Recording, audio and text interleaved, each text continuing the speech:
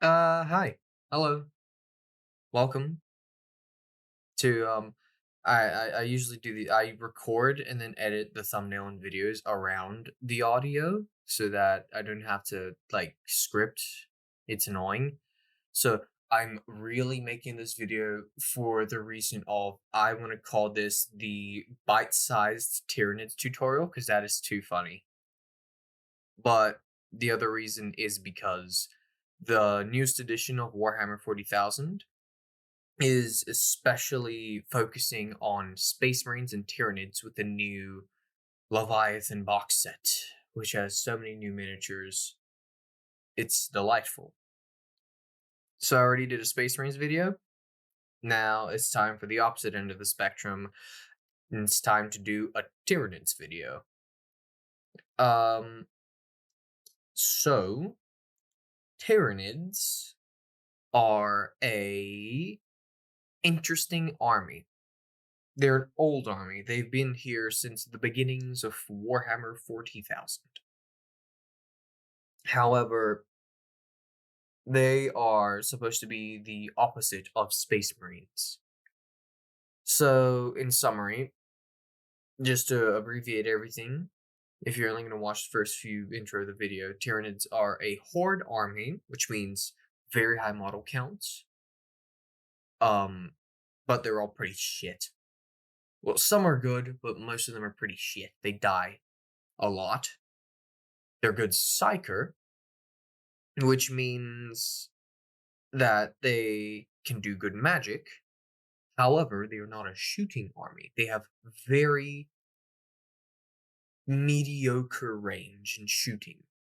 They are divided into multiple different sub-factions called hive fleets, which are they're your sub-factions. Yeah, Space Marines have chapters, Tyranids have hive fleets. And ultimately, they're just some hungry buggies. That's what I have in my notes here. They're hungry buggies. They don't negotiate, they don't seek peace, they want food, they want lunch, and the galaxy's on the menu. So that's Tyranids in a nutshell. Horde army, more melee oriented, but have good psychic and can be oriented to be a psychic heavy army if you spam zoanthropes or something with the Neurotyrants and Neurogons because the only thing he can attach to, or it. Okay, this poses a question. Is it politically correct to assume the Hive Tyrant's gender? That's a question. Possibly interact with the video by sharing your opinion below. I am genuinely curious. Since the one of the only people who has nids that are painted will definitely put a debacle in here, hopefully, to encourage viewer engagement, but we'll see. Not singling out anybody. But if you're watching this, I swear to God, your Tyranids are on the fucking chopping block. I'm gonna whoop your ass again. Your 12 soldiers ain't gonna do shit. But I digress. That was suddenly very aggressive. Yeah, only one person should be wary for that warning. Never mind. However, do keep that in mind. The Zoanthropes are the highlight unit for this edition. They are pretty much one las cannon per guy, and they fuck hard. So just keep that in mind for anyone going against Tyranids. If you see Zoanthropes, that's your at the moment target till they're gone. Right. Basic lore breakdown, basic recap. They are in the setting, they've only arrived in the 41st millennium. They haven't been around since the 31st millennium, the era of the Horus Heresy. Like orcs, Eldar, they haven't been in the galaxy for too long, like the Necrons. They've only just showed up in the setting, whereas Necrons have been asleep for thousands of years and in the galaxy still. These guys, completely alien, completely new. And their whole thing is that what we see in the galaxy in current, so all the hive fleets that you see now, the literally countless hive fleets that exist in the galaxy, and all the splinter fleets that splinter off of the main hive fleets, are just preludes to what we're about to see with a massive Tyranid horde, personally led by the main hive controlling mind called the Great Devourer, which is like the Overmind from StarCraft. Because Zerg and Tyranids overlap quite a lot. But this is a 40k video, not a StarCraft video. I know jack shit about StarCraft. That's about it. But yes, so that's the thing. They're the imposing threat. They are the great swarm. They're here to kill us all. 2012, the army. But yeah, that's your 5-minute summary of Tyranids. 6 minutes. All right, start with some major hive fleets. And I'll try to do it quote unquote chronologically from their introduction to the galaxy, but it's weird. Starting up first, you have Hive Fleet Behemoth. Their color palette is a sort of like navy blue, dark blue carapace. What some people do is paint it black and do edge highlights of like really dark blue, blue, and then light blue to make it look like extra neon, and red skin. So they are canonically the first Hive fleet to ever enter the galaxy. They came here and they were number one. A brand new threat that no one had ever faced. They dominated the west wing of the galaxy. Because that's where most of the Tyranids have been coming from, and this is foreshadowing. So Hive Fleet Behemoth arrived from the west end of the galaxy in Imperium Nihilus and made their way into Ultramar, which is the Ultramarines' little empire, and they ravaged it because the all the forces of the Imperium had never faced Behemoth before. They were just destroyed. They made it easily all the way to fucking Macragge, where the Ultramarines and I think almost all their successors showed up and made a valiant last stand. And this was more or less like 39th, 40th, no, 40th millennium, I think. And they fought to the last. They absolutely were ruined, and that's Behemoth. Defeated by the Ultramarines in the Battle for Macragge. This one is a major notable Hive fleet, but it's not the box art Hive fleet. We'll get to that in a second. Just after we talk about Hive Fleet Kraken, which was the second Hive fleet to arrive in the galaxy, also coming from Imperium Nihilus. I think they went more or less to the north near Cadia? Sorta? Like Dark Souls, the second of the three is kind of just no one really pays mind to the second Tyrannic War, or at least no one I know. The first Tyrannic War is memed because Marnius Calgar personally squared up against the fucking Swarm Lord, who is the amalgamation of all Tyranid learning, conscious, and might in the single enhanced Hive Tyrant, which is one of their leader units. He's a massive guy with bone sabers. He is psychic, I think, and he is a massive threat. He's like the apex predator of the Tyranids. And every time he dies, his consciousness gets almost like downloaded. Because Tyranids have a whole thing of eating and ingesting biomass. So whenever he dies, if they can get him back, they sort of like digest what he's learned and then make a new one with all the memories of the previous one that he's now learned about. So he's scary. Kraken, Hive Fleet Kraken, I think, are the red carapace, white skin. No one really plays them. However, they are responsible for the death of Craftworld's Iandon, which is my favorite Eldar Craftworld. They're the yellow armor with blue heads. They're the reason why Iandon mainly has Wraith constructs, because they're all fucked. They're dead. They're gone. Hive Fleet Kraken killed them, but it was the Imperium that stove them off, maybe? I'm not too knowledgeable in the second one. The third Tyrannic War I know a lot more about. So the Third Tyrannic War also came from Imperium Nihilus and was led by High Fleet Leviathan. And this was the biggest High Fleet the galaxy had seen so far. And they engaged with the Blood Angels. There are a few battles that led up to the devastation of Baal, but when they arrived on the Blood Angels' homeworld of Baal, it was a massacre. I think, what is it, 30,000 Space Marines showed up because the Blood Angels, they got all their successor chapters to come back home. EP, go home. And they all like faced off. There were about like 5,000 ish each on each of the moons, Ball Primus and Ball Secundus.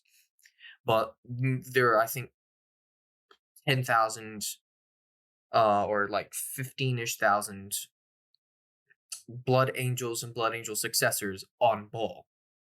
And Commander Dante also fought there personally. No shit, he leads the Blood Angels. And Leviathan almost, almost wiped out the Blood Angels.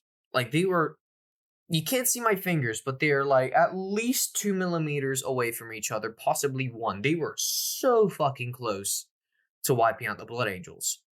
Because by the end of it, the warp, because Ball is very close to the Great Rift, the warp opened up and shot out a bunch of corn demons, which saved the Blood Angels, and I'll talk about that later.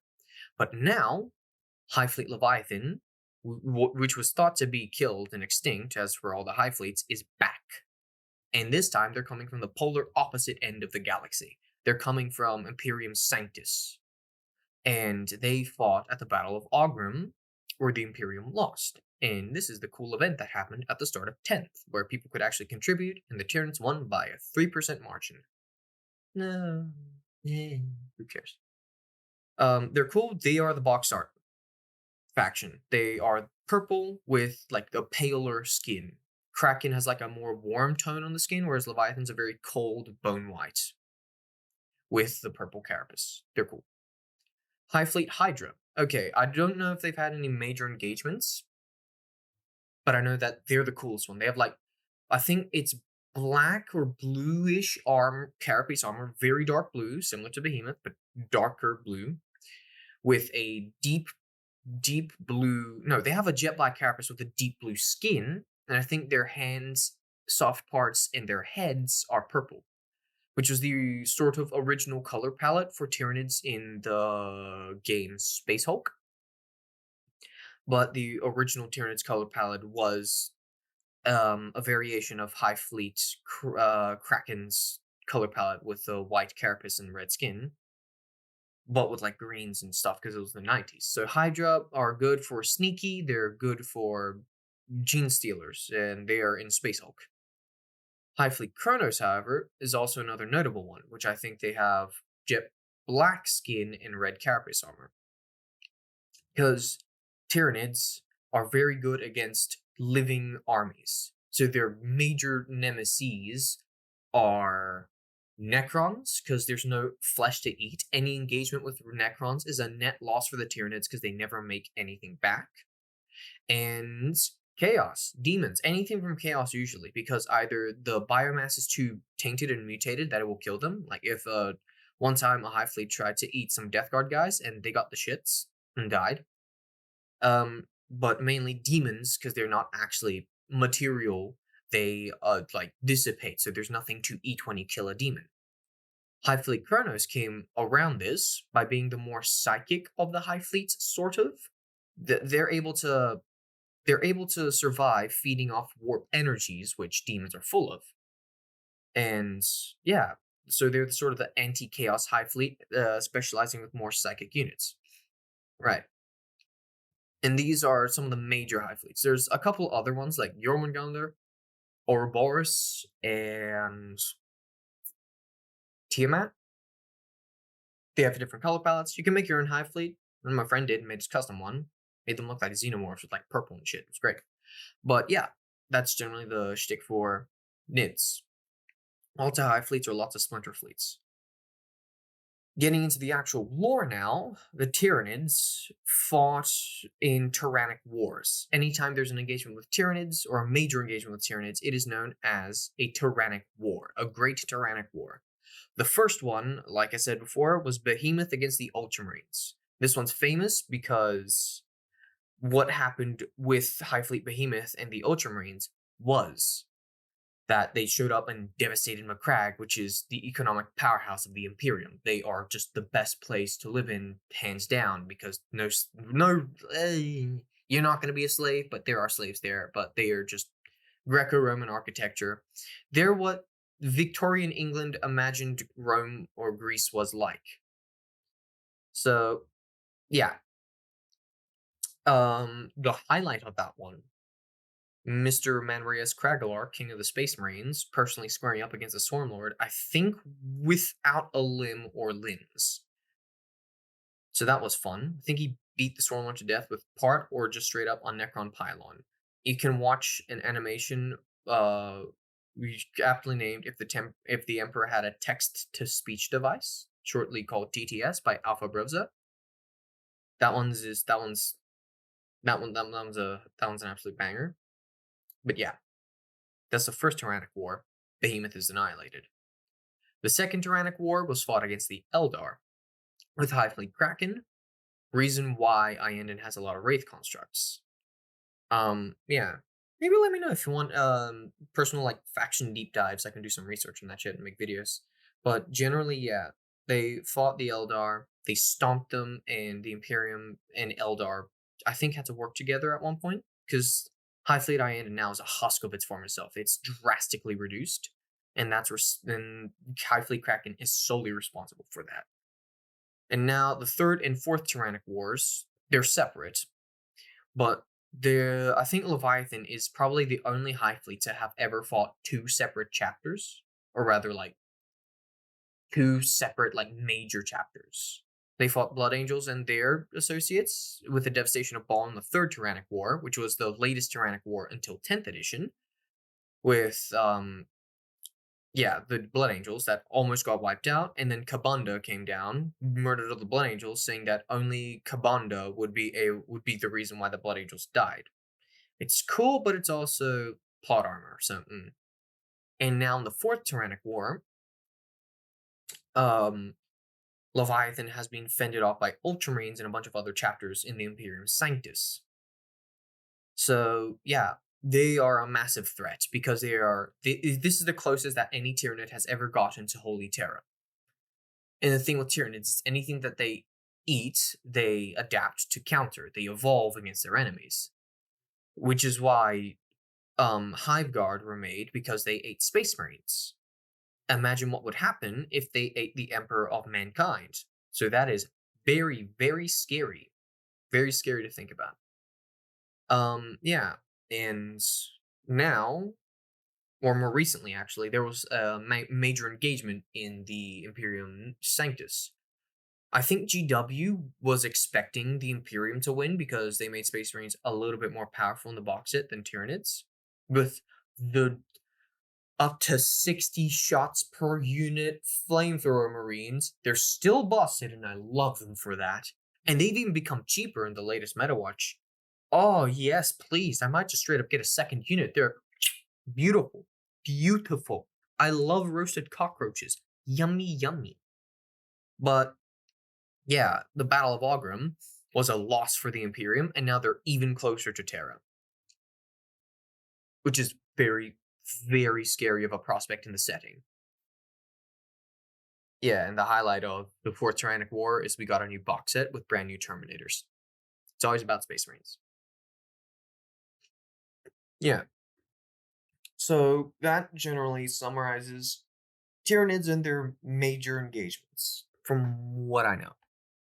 There's a lot more to Tyranids than just that. They have different ways that they play. Even, I don't have the codex here because I don't play Tyranids, but I think they have like different detachments which allow them to play in different play styles. For example, you've got a psychic detachment, which makes your psychic units really good. There is a swarm detachment, which means I think you're like your sentry, there's a keyword which if your unit is nearby, they can regenerate. Oh, sorry, they can regenerate troops from it, which is really good because that means you can just have like more guys coming out of them than you did before, and you can just absolutely pound front lines with just hordes that won't fucking die. But you can also run a sort of elite monster mash army where if your big guys take damage, they get +1 a hit, and then when they take extra damage below half health, they get +1 a hit and wound, which means they get angrier the more you damage them. So you can run Hulk monsters, you can run sneaky Tyranids with the Von Rhinesleepers, the Death Leaper, and the yeah. Or you can run your basic vanilla Leviathan thing with the 3 different stages, which give them all movement buffs and melee buffs at the end. You get a lot of variety with Tyranids, especially in the color schemes. You can do cool things like you can have like color assorted like panels. You can do stuff with the guns to make them look living or make them look integrated with Nid. They're generally, yeah, Tyranids is generally a pretty good faction. Once again, like with Space Marines, don't get the Tyranid Combat Patrol. Just don't. It's a waste of money. I'm pretty sure for the same price, you can get the starter kit that comes with terrain, the rulebook, and like the rules that you need to play Tyranids in there, which are straight up, I think, the Combat Patrol rules anyway. And if you divide it with a person playing Space Marines, you pay half the price for the same Combat Patrol and terrain. Or you can just keep the Marines to paint because Black Templars is great. Play Black Templars, for the love of God. But yeah, so that's generally Tyranids in a nutshell. You got different colors, you got different flavors, and then you have different flavored enemies. And you can be annoying. You can be annoying with swarm units. Ha ha ha ha. It's funny, isn't it? When your swarm unit kills your named character. But yes, Tyranids. Yeah. Please like. Pretty please. Would appreciate that. Maybe even throw in a subscription or not. We'll see. That will be quite lovely, quite nice. Maybe comment down below if you want a video on a certain hive fleet. Or if you have a homebrew one, you can just like post it down there and give people ideas, because that's cool. Yeah. Or you can tell me if you want a video on something else. Maybe I can shut the fuck up about the 2 main factions about the 10th edition, go cover Necrons because they were fun in 9th. Or, I don't know, something completely different, like Night Lords. Or the Goths. Something. I haven't got a clue. For the 2.5 people that watched this video, thank you very much. If you watched to the end, thank you. If you only watched the beginning part, thank you anyways. Views is views. Yeah. And la cucaracha, but it ain't. Rocky Romance.